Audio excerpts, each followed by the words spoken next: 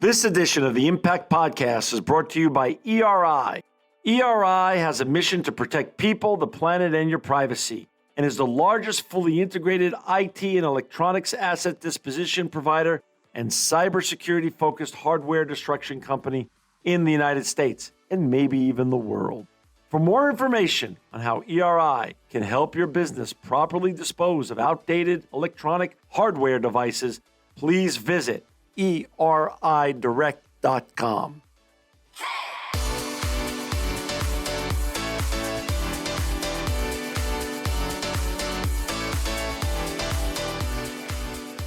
Welcome to another edition of the Impact Podcast. This is a super special edition. We've got Peter Feigin. He's the president of the Milwaukee Bucks, and he's a native New Yorker. He's with us today. Welcome to the Impact Podcast, Peter.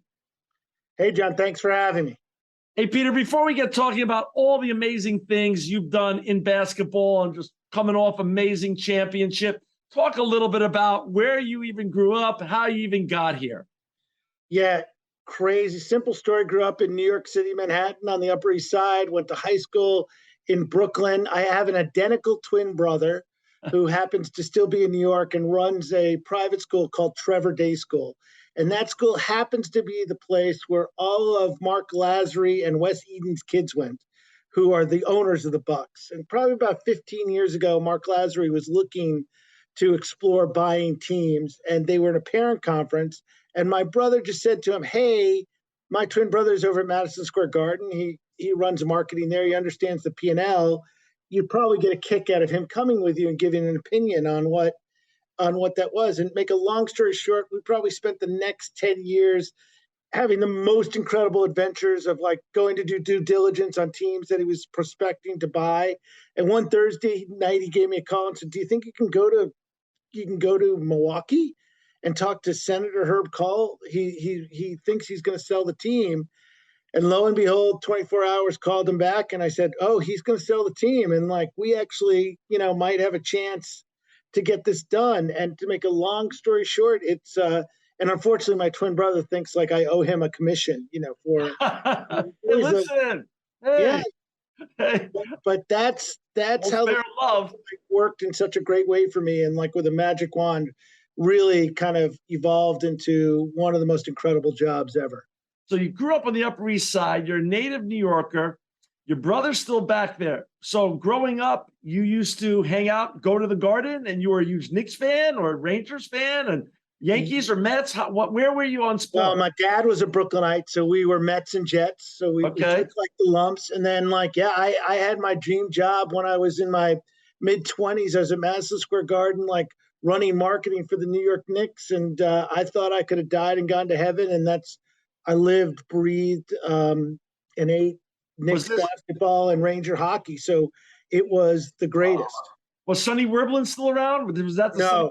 Oh, no. He was gone. He was gone. Yeah. Okay. Yeah. All right. Got it. And so now, so now you're on the journey. You buy the Bucks. You help with that whole negotiation.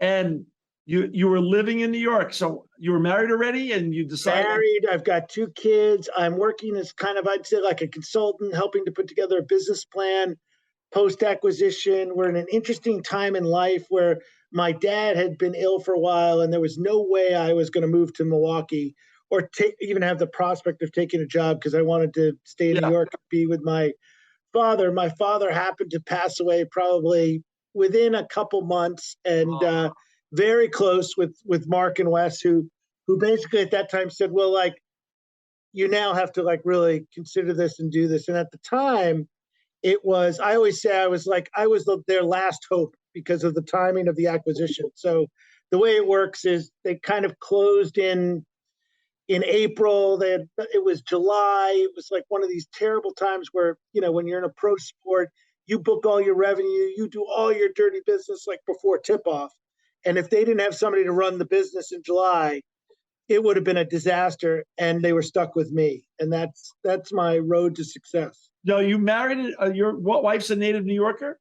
My wife's a native New Yorker. My wife's born in El Salvador, came here when she was 9 to Brooklyn. Right. And we've been married like 100 years. kind of That's good. That's a good run. A little less, like, minus 76. Okay, so that's still a good Years. run. We knew each other. We knew we were together in high school. Wow. And we have 2 kids. We've got a sophomore in college and a senior in college. So where did you go to college again? I went to Franklin and Marshall College in Lancaster, Pennsylvania. And what did you study? Like you didn't study sports management. American studies and business. Got it. So now you're talking to your wife and your children, and you're moving from New York City to Wisconsin. Who's raising their hand saying, "Dad, we're all in with you"? Like how does this work? How did that vote go? That's like one of the only times that question's been asked. I'll tell you how I got the offer, the conversation, and we play a pickup game of basketball every Saturday for 20 years with the same guys. Some guys went to high school with, some guys who played college.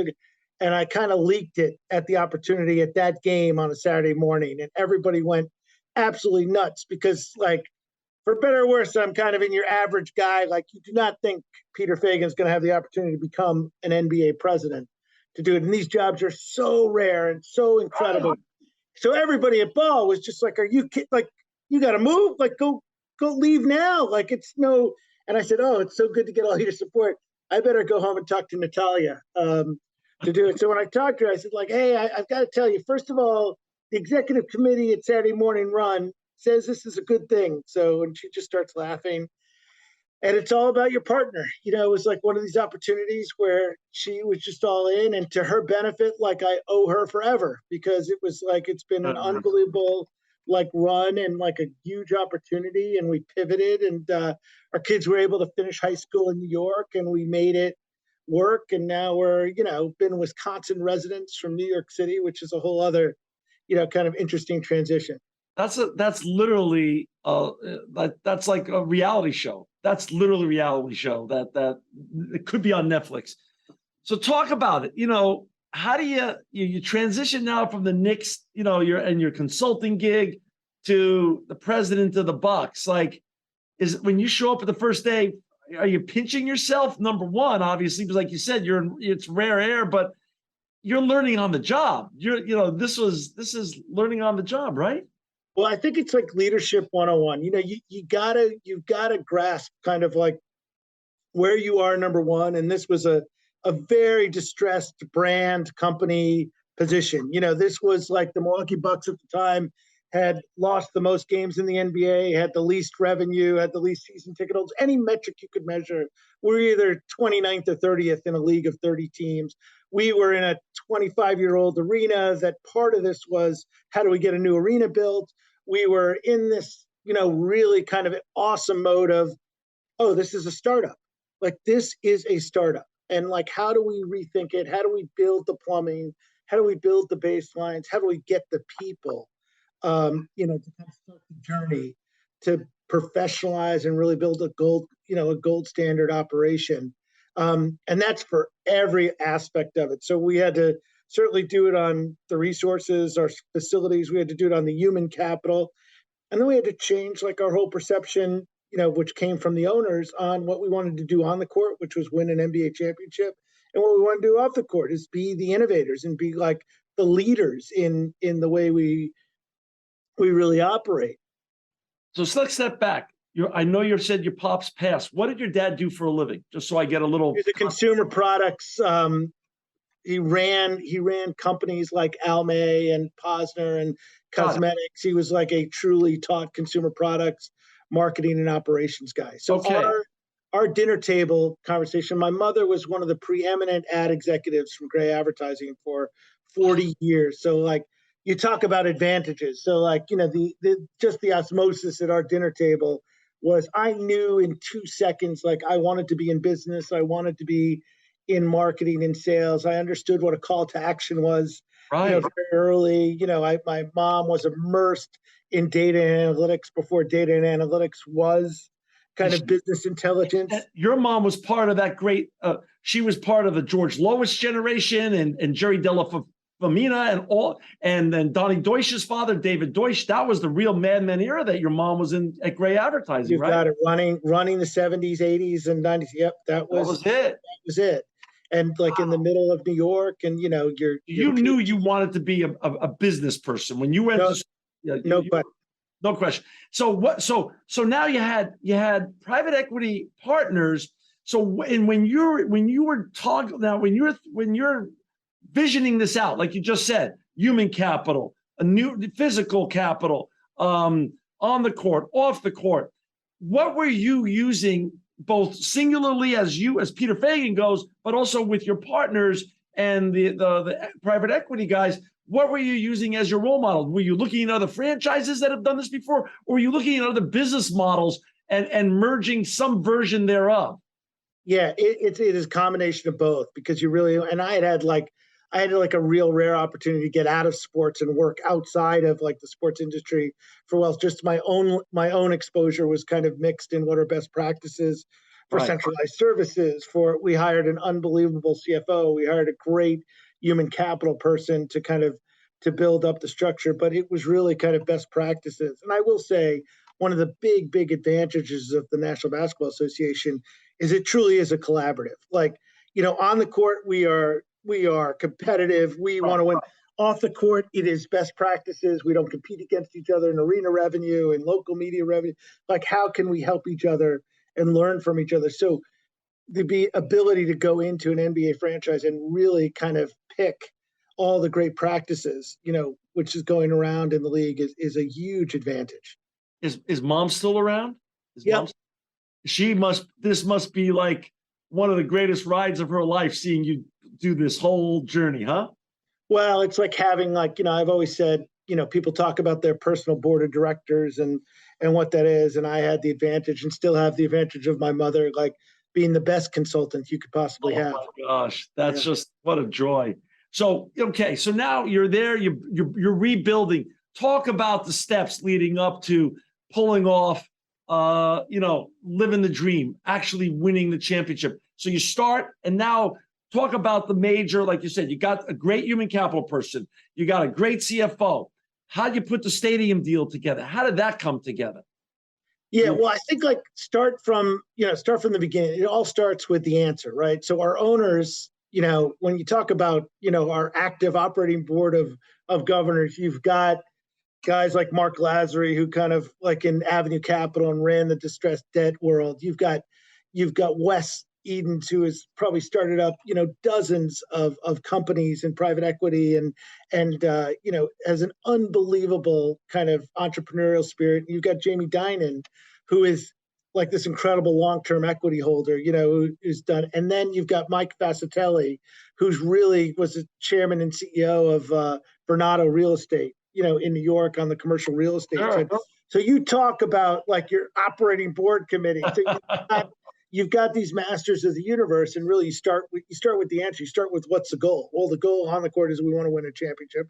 The goal off the court is like, we want a new arena. We need to resource this place like you can't imagine, and we need to build an infrastructure that is like beyond sound for growth. So not just day one. So how do we envision the next day? So I think it starts with human capital, but it really starts with road mapping out kind of each little thing. And the arena was, if the arena didn't happen, nothing happens. And that was a public-private, I think, like probably one of the last kind of public-private partnerships like that'll happen, which really brought together the city, the county, and the state to put together a partnership for a new arena in downtown Milwaukee. Right. And I've had some of my employees have been there, and they say it's just amazing, just a wonderful place to watch a sporting event. And I was just talking to one this morning, and he just said, great place, just a great arena. We're not gonna go through this interview without talking, of course, about Giannis. You're the ultimate insider. It's been talked about, the whole Giannis effect. Talk about having arguably the greatest player in the world on your team. Like, how does that? And then and with that also, because this harkens back. I'm old enough. You're old enough. Even we remember the Michael Jordan era. He was the greatest player in the world back in his. And again, you not only have one of the greatest players ever to play on the planet, but you've also created this culture of retention. So talk a bit about how to do that without bruising anyone's ego and keeping everybody happy. Well, I think first of all, everything is like, you plan to be great. So everything's compounded. We happen to have picked, you know, Giannis in a draft, like as the 16th pick, and he ends up being a generational, player. Like you couldn't, if you're writing a Disney movie, which they have now written and now produced, it would be, the fodder for a Disney. And then I think, on a parallel track, you're really building an infrastructure. You're physically building an arena, a district, a template for success. And then you talk about like what your leadership is and what your person is. So, it all starts and ends with Giannis. Like, here is your example of everything you read, everything you hear, everything he does is true. This guy is, a relentless workaholic who is selfless to his teammates and like wants to win. And there's some other attributes, but just take those three as like your best, which whether you're on basketball or the business side, you die for. That is like what you live for. And he perpetuates a culture that attracts like-minded people to him. So you end up with a Drew Holiday, who is, this incredible, understated all-star. And then Chris Middleton, like next to him, which is almost the same, who are these high quality character folks who happen to be all-stars, like in skill level, and you build this infrastructure and skill set, that is geared towards a championship. And then you mirror that off the court. How do you get people, who care? We always tell people, listen, like, if you want to work here, you're going to have to collaborate with people. You're going to actually have to be a decent person and not be toxic. You're going to have to work your butt off because it's work, and some people don't like to hear that anymore. Hey, it's a job. Like, we're going to appreciate the hell out of you. You're going to have a lot of fun. We're going to pay you, but hey, you're going to work. And like, we're going to constantly improve. And it's not the right environment for everybody, but one of the incredible things, alignment we have with myself, John Horst, who's our GM, and Coach Bud, is like, we've got this undercurrent of constant improvement and kind of like never pleased but never satisfied. Like, how do we keep driving?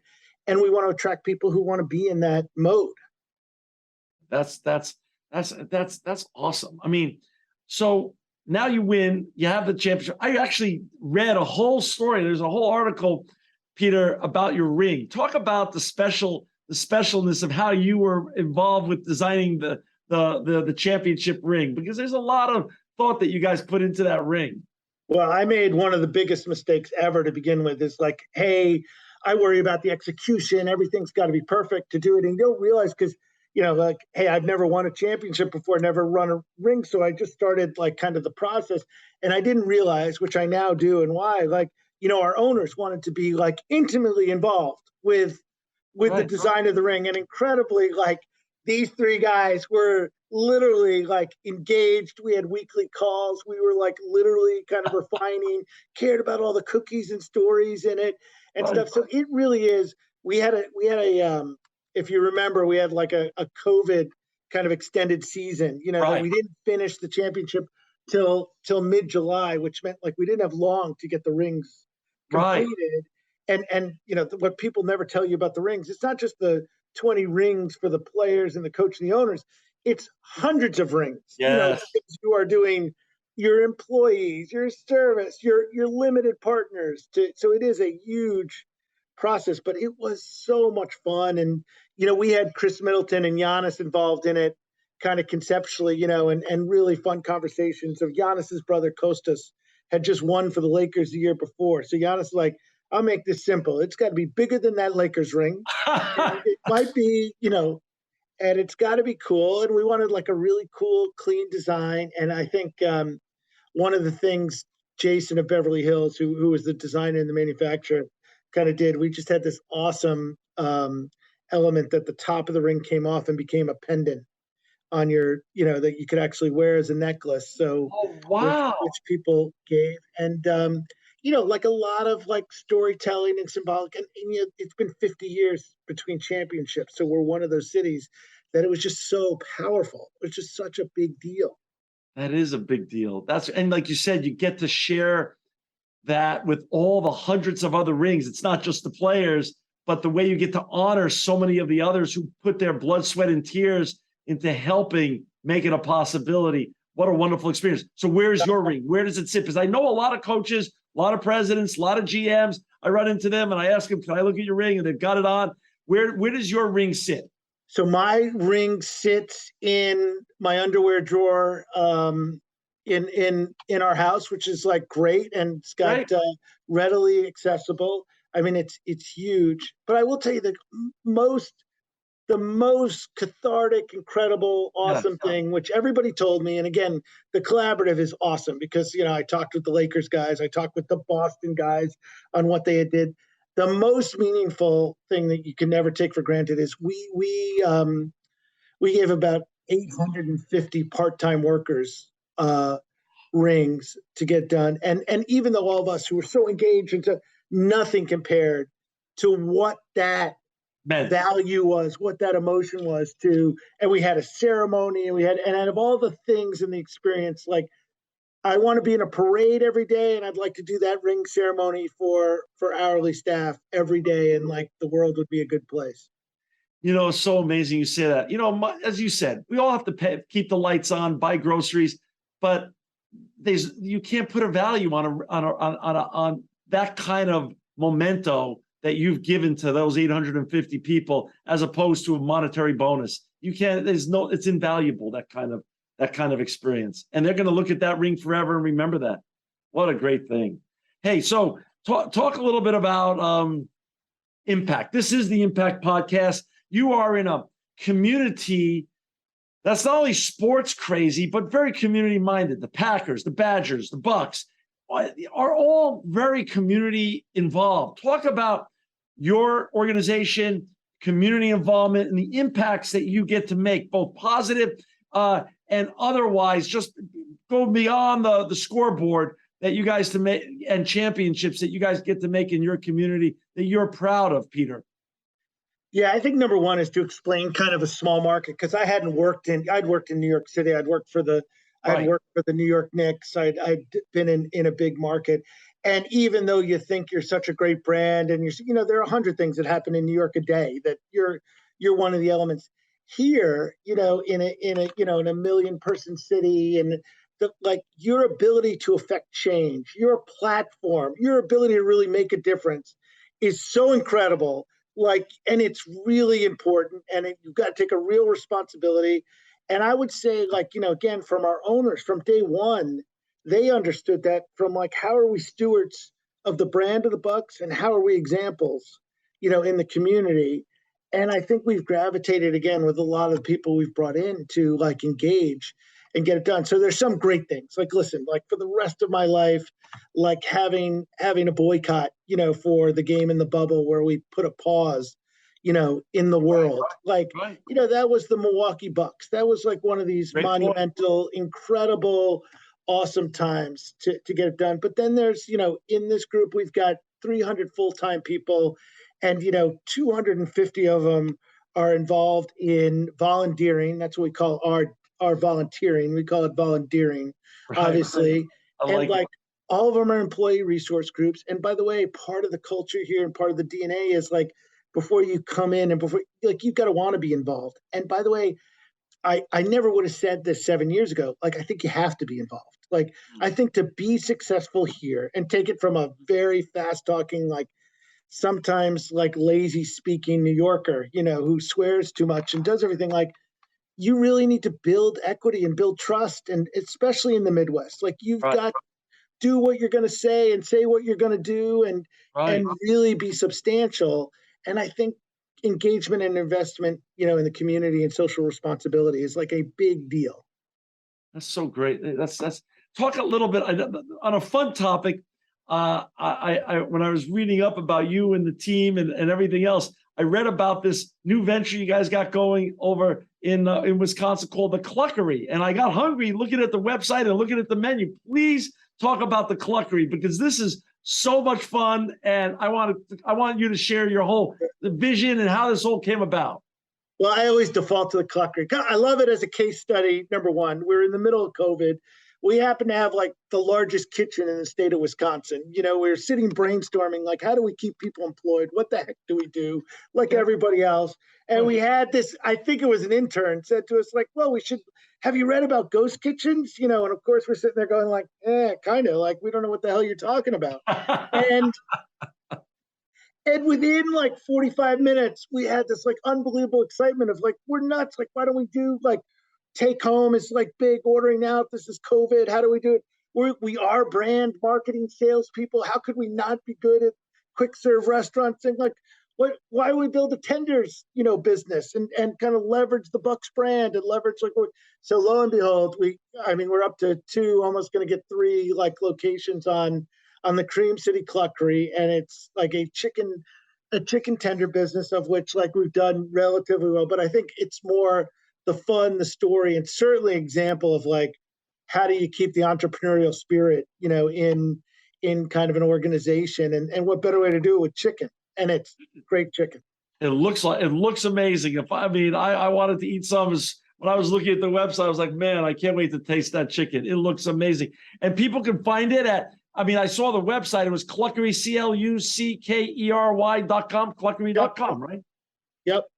And by the way, we've got with us today Peter Feigin. He's the president of the Milwaukee Bucks. To learn more about the World Championship Milwaukee Bucks, you can find Peter and all of his colleagues and the players and all their stats at bucks.com. Bucks.com. Peter, talk a little bit about the future.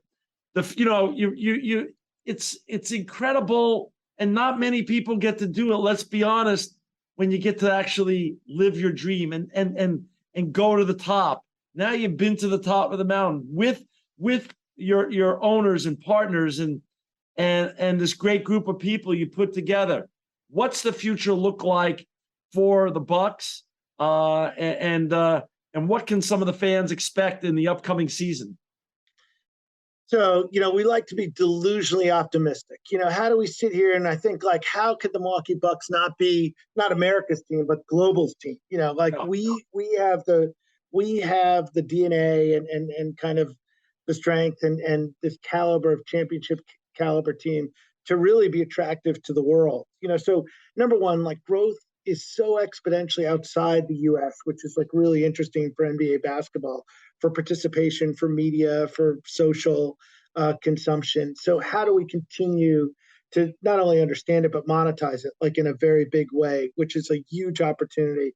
And then I think like as we keep exploring and kind of what's happening with online gambling and what's happening with NFTs and what's happening in the ticketing business, and it all evolves with technology, will be really interesting. But the overarching is how do we maintain kind of championship caliber excellence like across the business and across the team. And on the team it takes extreme like investment to keep it in. And business, it takes a real challenging of like where your growth is going to come from in a big way. So we spend a lot of our time really trying to figure out like what are the levers to move the revenue.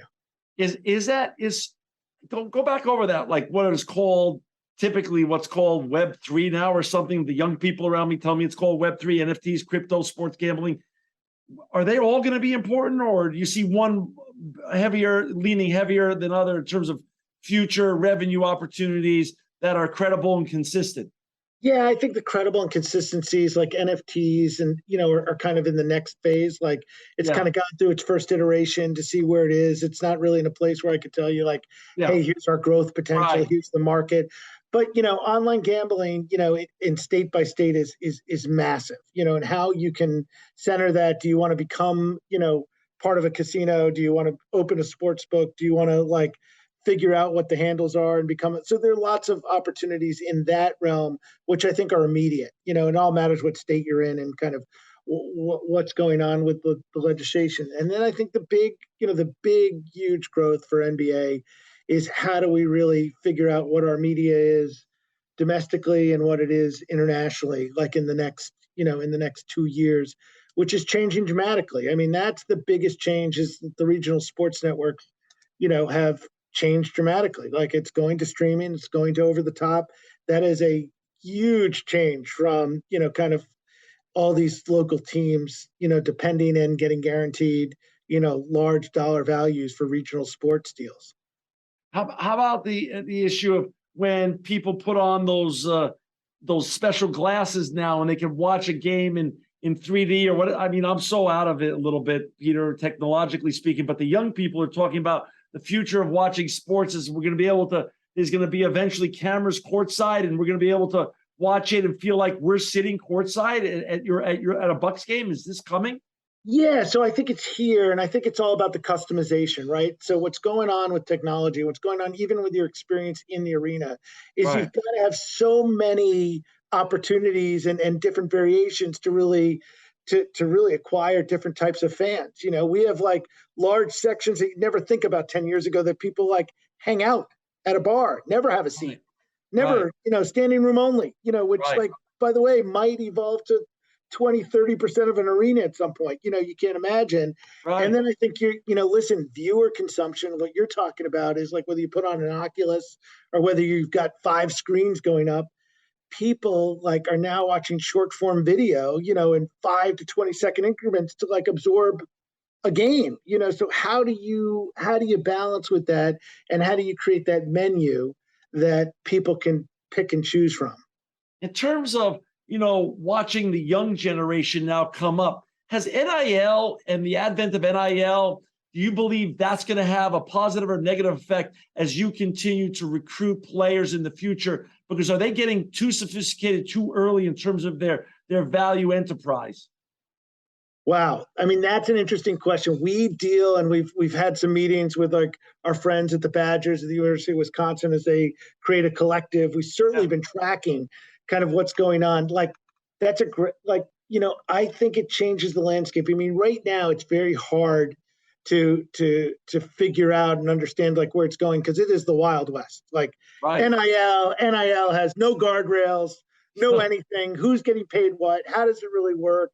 Donations to the school can be turned Right. into compensation. So, I think like it's hard to, kind of grasp where this is going, but it professionalizes players at this Yeah. point, Yeah. teenagers at a much earlier level than they've ever been, you know, Right. than they've ever been professionalized, kind of on a revenue basis. So yeah, I think if nothing else, it changes kind of the awareness, the sophistication, and kind of the business operations of the way players will position themselves and the way they'll market themselves. Just what you said is like, we're always kind of in this balance of like, how do we want Giannis to represent the Bucks brand, his own social presence is so valuable, is so Right. great.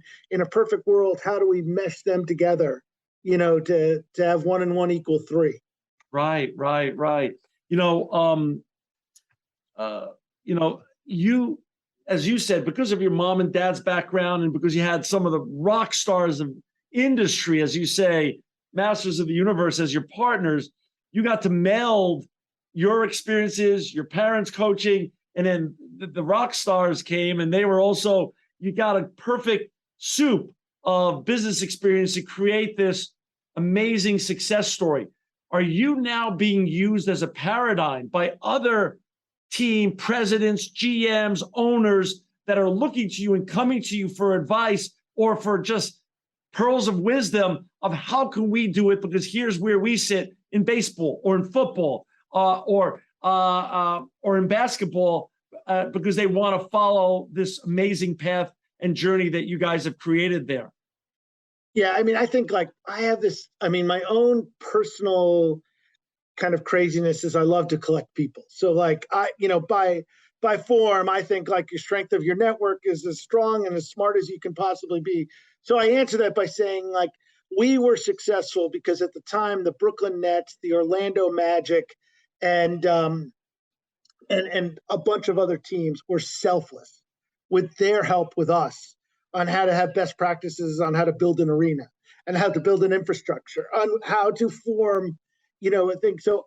I really think it's kind of a cycle of selflessness and kind of best practices. Like, yes, we are the shiny toy. People want to see how you build a project like in time and under budget and how you manage a project. And I'm probably like someone who kind of gives everything away. So I think that's like fair. I always think it comes back. I'm not a big fan of, hey, we need to make money or consult off of that. So I kind of encourage it. And selfishly, it's kind of a fun way to network and kind of deal with people. And by the way, it's so much fun. I mean, whether you're building an arena, whether you're building an infrastructure or a team, whether you're dealing with the same problems. I mean, it is really powerful to end up with, when you come up with conflict and problems, or you need solutions, or you need smart brains to be able to pick up the phone with, 5, 10 like-minded people who are dealing with the same stuff. So, so it's fascinating you say that. You talked about the head of human capital, and obviously I'm proud to say, and I'm only saying this with love, you're a native New Yorker like I am, and we're people. I mean, this is the fun of life. Not everyone is. How do you balance a world, in a sports world especially, that's become so excited about what Billy Beane created in terms of data analytics and the importance of numbers, with the human capital element? And let me just throw this out there. Above me there are my two children, my son Tyler and my daughter Courtney. My son was a freshman at San Joaquin Memorial High School when Brooke Lopez was there, and he played with Brooke under Coach Pat Giles. So Brooke, we sponsored Brooke, the Lopez's twins, and you have Brooke on your team, another great kid. So you've collected all this human capital, both starting and backup. How do you end up managing the importance of numbers and capital, financial capital with human capital to end up with the right result? How does that math done in Peter Feigin's head? Yeah, so that's the relentlessness. That's the difference, I think, of like what success is. So like, how do you care about, and John Horst is so great on the basketball side. So how do we kind of attack every day with how can we resource everybody who works here to be able to do their job like very well? How can we do fun, special things? What matters, to people? And I think, listen, you can certainly have success with superpower and great skill and everything, but, to have people, you mentioned at the beginning of the show, like, how in a small market do you keep consistency? Can you keep a competitive championship caliber, team across an era? Well, like, you got to be beyond on top of your game. Not only do you have to have the best facilities, the best resources, no reason for anybody to say like, why wouldn't be? You got to be good people. You got to be like someone that actually enjoys being here and part of a family culture and part of an organization. So when they talk about Milwaukee, they're like, are you kidding me? This is the best place I've ever been. And like, we go from that answer where like, we know how important it is because, hey, the winters here suck. They're the worst. Like, you can't imagine. Like, yes, I'd rather be in Miami for 180 days. Like, no question. But you want to be in a place where people care about you. You want to be a place where, like, people are having fun, and we've tried to get rid of, like, all the toxic. It has huge value, and it's paid huge returns for us. Just for fun, for our listeners' sake, before we started this interview, you took a little break, said, John, excuse me for a second, because someone very special stopped by. Talk a little bit about, like, the ice cream truck, the ice cream man. The ice cream truck. Well, you know about the ice cream truck too. You talk about it. You are a genius because you use food as your incentive, and nothing better than ice cream. I just think we're just laughing that it's so great to have. We have an ice cream, Wednesday, where it's supposed to be Tuesdays, but we incentivize to ride his ice cream truck around the floor and around the facility to kind of do a break. But I think, those are the things that, like, yes, you can always pay people. You can always have a kitchen with food in it. You can always have free coffee. But I think, if you sprinkle in the effort and the care, it affects change. It's a difference maker, especially now, in our labor market. You talked about your masters of the universe being your partners and owners and really some of the brightest people on this planet, which of course that's true. Their track record proves it. Who negotiated in 2018 for the only NFL player to invest and buy 1% of the Bucs? Aaron Rodgers, being Aaron Rodgers, whose genius was that, and how'd that all come about? Are you allowed to talk about that, Peter?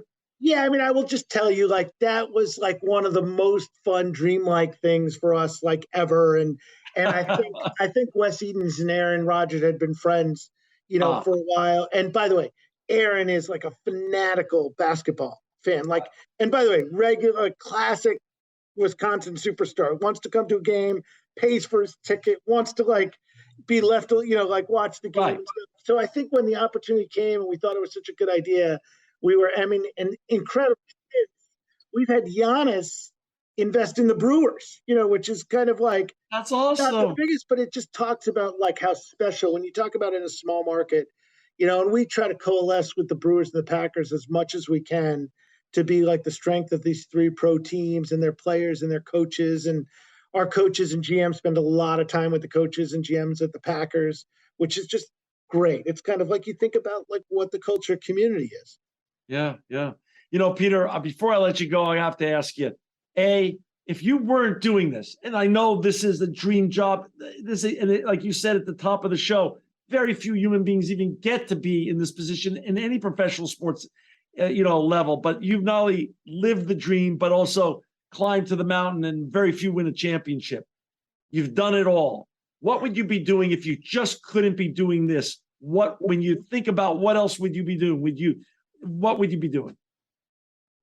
Oh my goodness. I think if you took me at this point in my life and where I am and which I can't even believe it, I'd probably have some fun teaching.